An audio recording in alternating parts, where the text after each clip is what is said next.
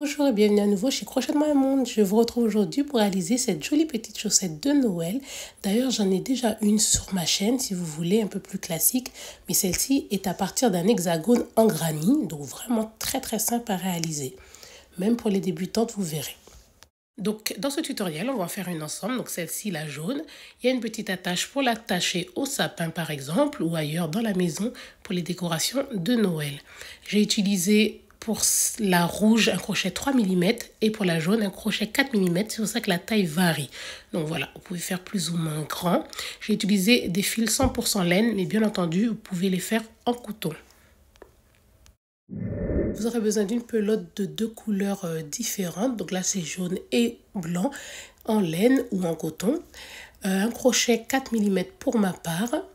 Vous aurez aussi besoin d'une petite paire de ciseaux pour couper vos fils et d'une aiguille à laine pour rentrer vos fils.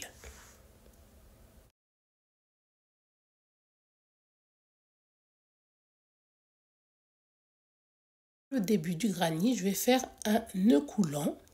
Et ensuite, je vais faire 4 mailles en l'air. On peut bien entendu faire un cercle magique à la place, mais pour celles qui n'y arrivent pas, c'est plus simple comme ça.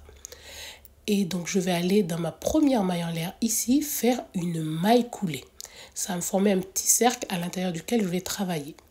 Donc là, je vais faire 3 mailles en l'air. Donc, j'ai un petit cercle ici. Donc 3 mailles en l'air et à l'intérieur de mon petit cercle ici, je vais piquer et je vais faire une première bride.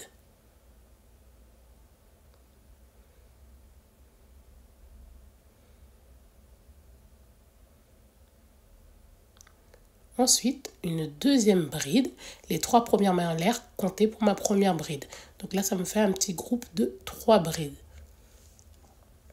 Ensuite, je vais faire 2 mailles en l'air et à nouveau 3 brides dans le même espace.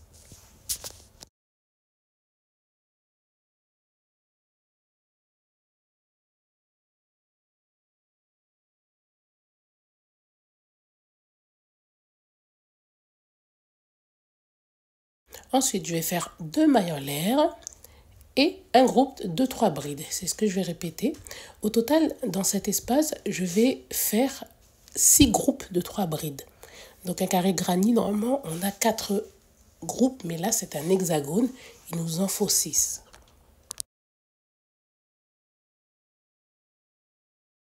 Une fois que je fais 3 brides, je fais ensuite 2 mailles en l'air pour séparer et je répète jusqu'à ce que j'ai mes 6 groupes de 3 brides. Là, le début de mon hexagone, et si je compte, là, j'ai mes 3 groupes, j'ai mes mailles en l'air, j'ai 6 groupes au total. Donc, je vais faire 2 mailles en l'air, et ensuite, je vais faire une maille coulée dans ma troisième maille en l'air de ma chaînette de départ.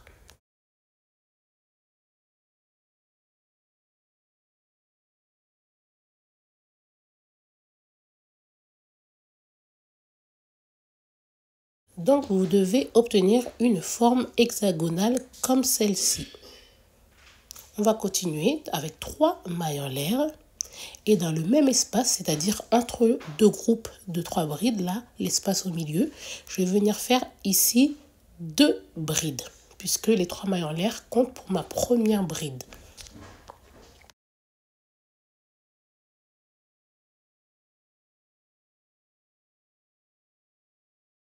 Ensuite, je vais directement dans l'angle ici, cet espace entre deux groupes, et je vais faire une première bride, une deuxième bride, une troisième bride, et ensuite, puisque c'est un angle, je vais faire 2 mailles en l'air et je vais faire un deuxième groupe de 3 brides dans le même espace. Donc les angles seront toujours travaillés comme ça. 3 brides, 2 mailles en l'air, 3 brides.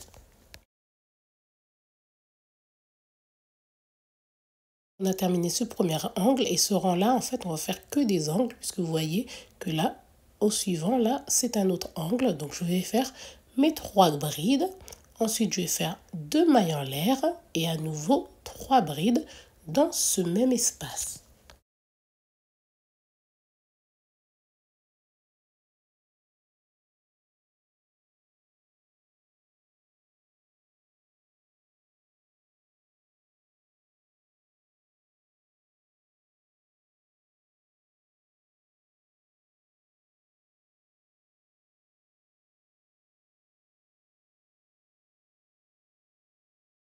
Vous allez répéter ça tout autour dans chacun des angles. On va faire à chaque fois un angle et on va se retrouver au départ. Je vais vous montrer comment on va terminer.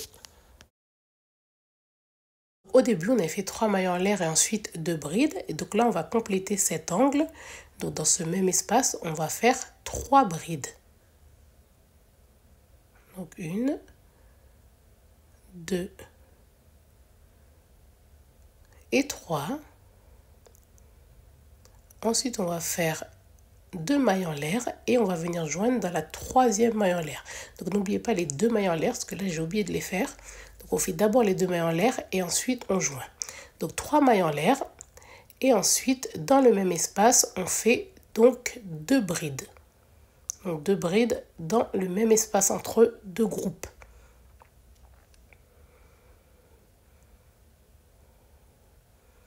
Ensuite, on va directement dans l'espace ici, entre 2 groupes. Et c'est un bord, donc on va juste faire 3 brides dans cet espace.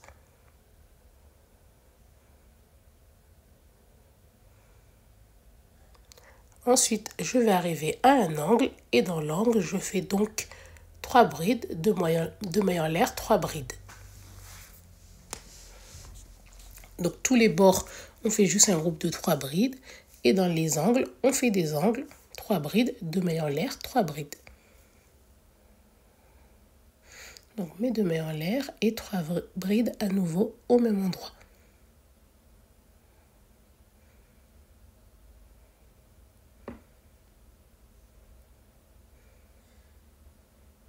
Je vais directement au bord faire mes 3 brides et ensuite je fais mon angle.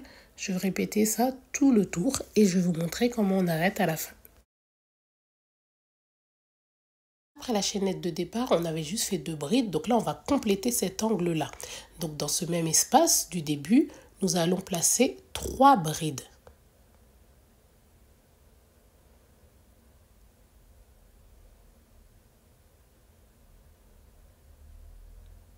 Ensuite, on va faire 2 mailles en l'air et une maille coulée dans la 3e maille en l'air de départ. Là, on a terminé ce premier angle.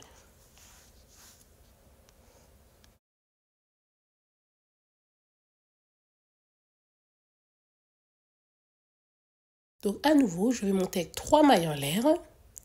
Et dans le même espace ici, entre 2 groupes, je vais faire 2 brides.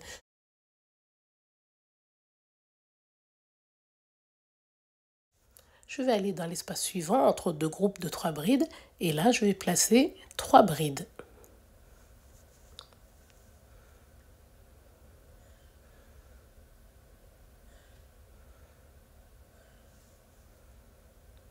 J'ai un deuxième espace, cette fois-ci, puisqu'on a augmenté. Et je vais faire 3 brides également.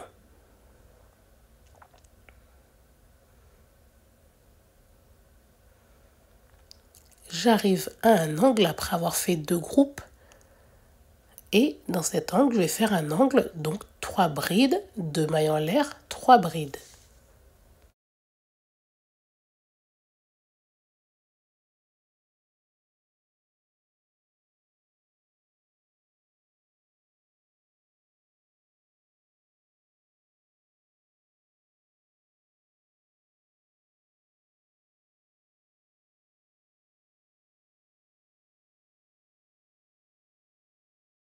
Donc je vais répéter tout le tour, donc 2 groupes et un angle à chaque fois.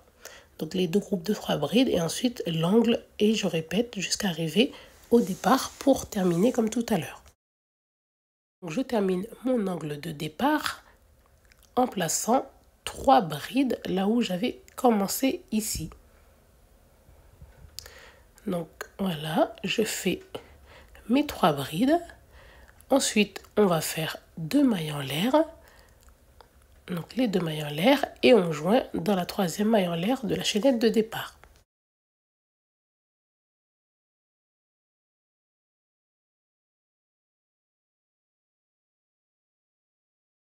On a fait 4 rangs, je trouve que cette taille est suffisante pour l'hexagone que je veux. Donc là, on regarde quand on plie, c'est la forme qu'on va obtenir. Voilà. Mais par contre, il faut faire attention quand vous pliez parce qu'on aura besoin de coudre pour joindre. On a besoin que le fil soit en haut. Donc je vous remonte. Là, j'ai mon petit fil et donc je plie directement. Le petit fil, vous le voyez ici. Donc ces deux bords comme ça, vous repliez. Et comme ça, vous allez avoir le fil en haut, prêt à travailler pour joindre les bords de votre hexagone. Pour joindre, ça va être très simple. On va juste faire en maille coulée. Donc on se place là. On voit qu'on est juste au bord au milieu d'un angle. Donc on va repiquer en face au même endroit. Et on va faire une maille coulée. Donc là, je pique juste au-dessus de mon angle. Et je vais faire une maille coulée. Ensuite, on va piquer à chaque fois dans la même maille face à face. Donc là, j'ai une bride, la première d'un groupe de 3. Je pique et je pique dans la même en face. Donc je vous montre comme ça vous voyez bien. Et ensuite, je fais une maille coulée. Je vais piquer dans la deuxième bride, la même en face. Je fais une maille coulée. Ma troisième bride, la même en face, une maille coulée. Ensuite, on arrive à un espace entre deux groupes et là, dans cet espace, on pique et on fait aussi une maille coulée. Et c'est ça qu'on va répéter tout le tour, faire des mailles coulées en piquant à chaque fois dans la même bride correspondante d'une part et d'autre de notre hexagone. Et dans les espaces entre groupes de 3 aussi, on fait aussi une maille coulée.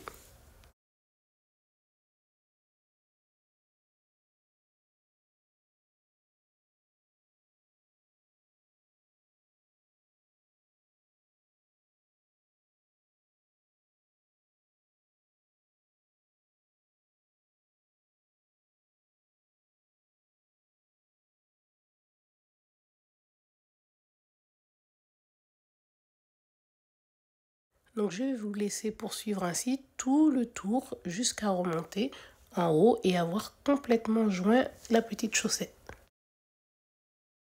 Terminé mon assemblage en maille coulée, voilà. Ça fait aussi très joli comme ça je trouve. Donc maintenant on va faire une maille en l'air et on va pouvoir couper notre fil et ensuite le dissimuler bien entendu.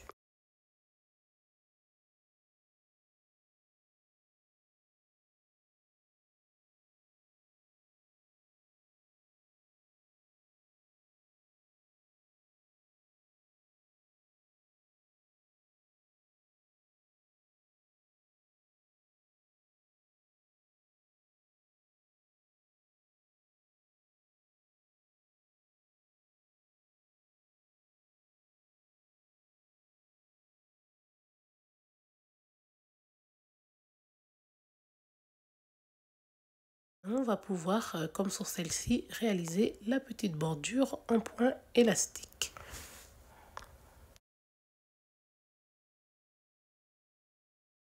On va prendre notre fil blanc et là, on va venir se raccrocher à l'arrière de notre chaussette. Donc, on va venir rejoindre avec une maille coulée à l'arrière.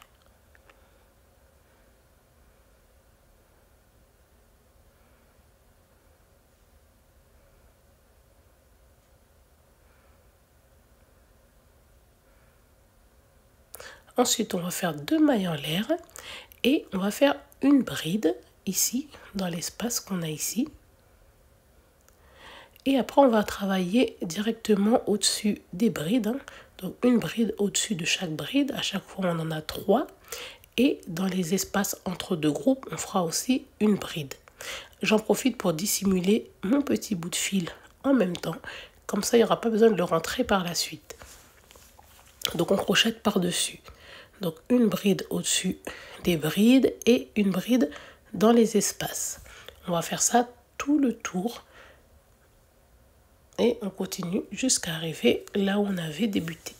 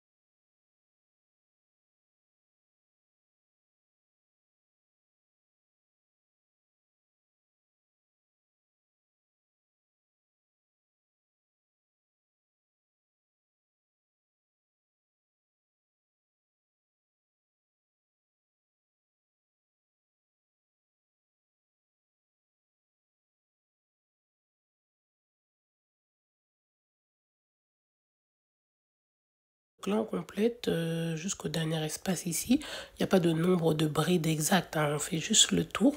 Et là, on va faire une maille coulée dans la troisième maille en l'air de départ.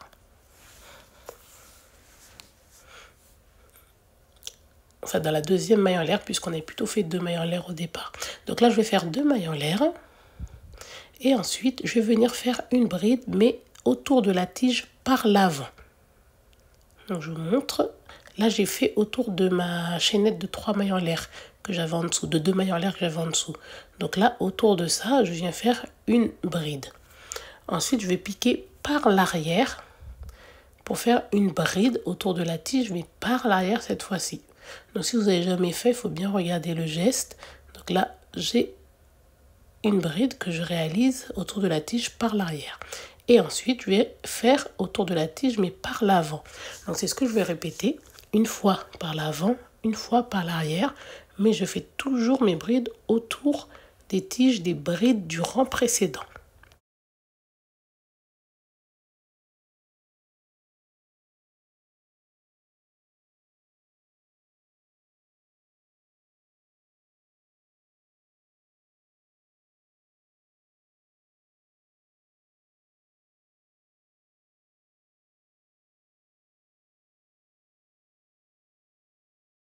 Vous allez poursuivre tout le tour, une bride autour de la tige par l'avant puis par l'arrière. À la fin du rang, je fais une maille coulée dans la deuxième maille en l'air. Je vais faire un rang supplémentaire, donc je vais faire 2 mailles en l'air. Ensuite, je regarde mon relief. Ici, c'est autour de la tige par l'avant, donc je vais faire la même chose. Donc autour de cette tige, je fais ma bride et ensuite je vais faire une bride autour de la tige par l'arrière. Donc je répète le même rang que tout à l'heure, mais là on voit très bien parce qu'on a déjà le relief, donc on suit ce même schéma. Une bride autour de la tige par l'avant et ensuite une par l'arrière. Donc on va continuer tout le rang ainsi.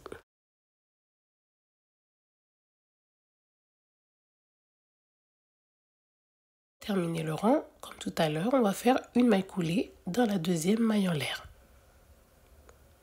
Voilà, donc là cette hauteur me plaît bien, on peut continuer hein, si on préfère, mais là je trouve que c'est très bien comme ça. Donc là on va faire la petite attache en faisant des mailles en l'air. Donc je vais faire une chaînette et je vais regarder le nombre qui me conviendra le mieux. Donc ça dépend de la longueur de la tâche qu'on souhaite, donc on peut au fur et à mesure replier pour voir un petit peu ce que ça nous donne si on ne veut pas forcément compter. Donc là, on peut plier comme ça et je vois que je dois continuer un petit peu. Donc je continue et je pense qu'avec 25 mailles en l'air, ça devrait suffire. Oui, donc là, j'en ai fait 25, ça me convient. Donc on va venir faire une maille coulée à la base pour pouvoir fixer cette petite attache.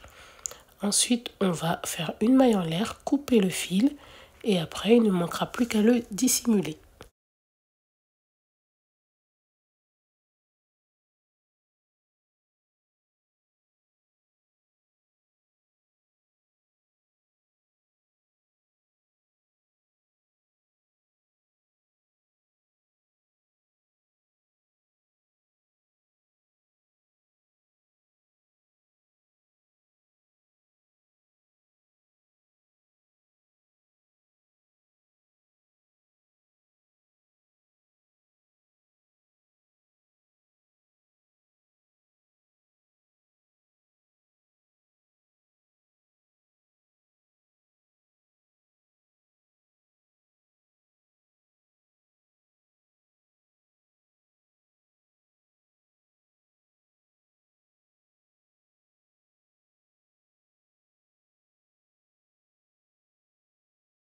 Voilà, je lui redonne un petit peu forme. On a déjà terminé ce petit tutoriel.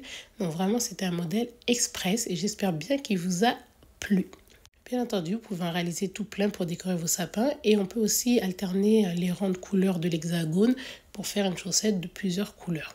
J'espère en voir bientôt beaucoup et dites-moi en commentaire ce que vous en avez pensé, si vous allez en réaliser et de quelle couleur. Et surtout, n'oubliez pas de liker, de partager cette vidéo et de vous abonner à ma chaîne. Je vous dis à très bientôt chez Crochet Moi Monde pour le prochain tutoriel de crochet.